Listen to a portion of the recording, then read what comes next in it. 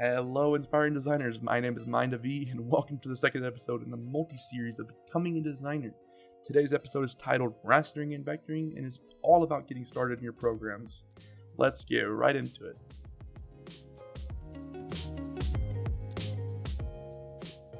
Okay, so today's episode we're going to talk about the differences between rastering and vectoring and how we can create the styles of the two.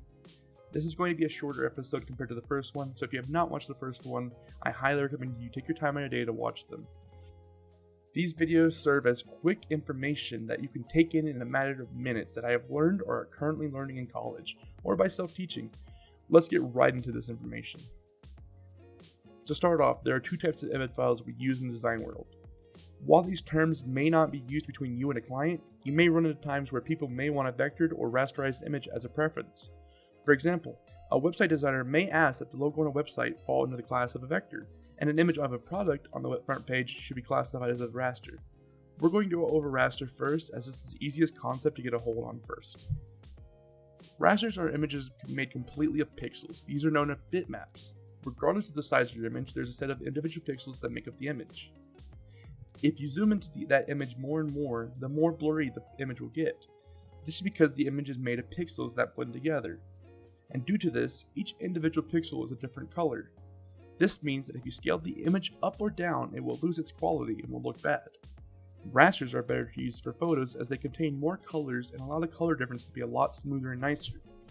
You'll want to use rasters when editing images or creating an image that is rendered as a JPEG or a PNG. The formats for rasters go as the following: a JPEG, a GIF, a PNG, a TIFF, a bitmap, a Photoshop file, an encapsulated PostScript or EPS for short, and PDFs. Vectors are shapes and paths based on mathematical calculations, although you don't need to know any math as your program will do that for you.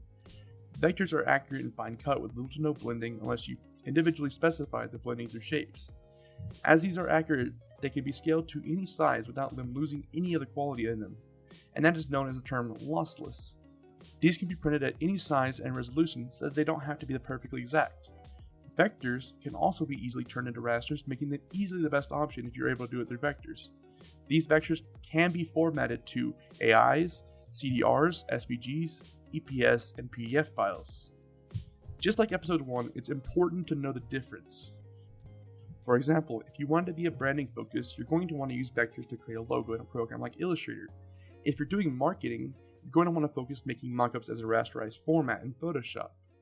A UI/UX interface role is most likely going to use a rasterized format in Photoshop and Designer XD to export at PDFs and other formats while introducing vectors in their work. A motion designer can use all variety of pieces as they are animating the objects. However, AI may be more useful to them as it may look smoother and allow them for stronger motion blur. An illustrator is going to want to use Photoshop to draw. However, they may use Illustrator to create a clean cut of their work. If it's something simple, and environmental roles are going to want to use Photoshop to create their work in rasterized images, but may use elements of vector to ensure that their work is going to be in a good quality when scaled up in a big environment such as a wall or building. Now that we know these formats, we can get right into making a variety of rasters and vectors in their individual platforms and create some amazing content. In the next episode, we'll be going over tools in the Photoshop. Thank you guys so much for watching, and make sure to keep up to date with the variety of tutorials coming out. This is, as always, Mind V, and I hope you guys like this content. I will see you guys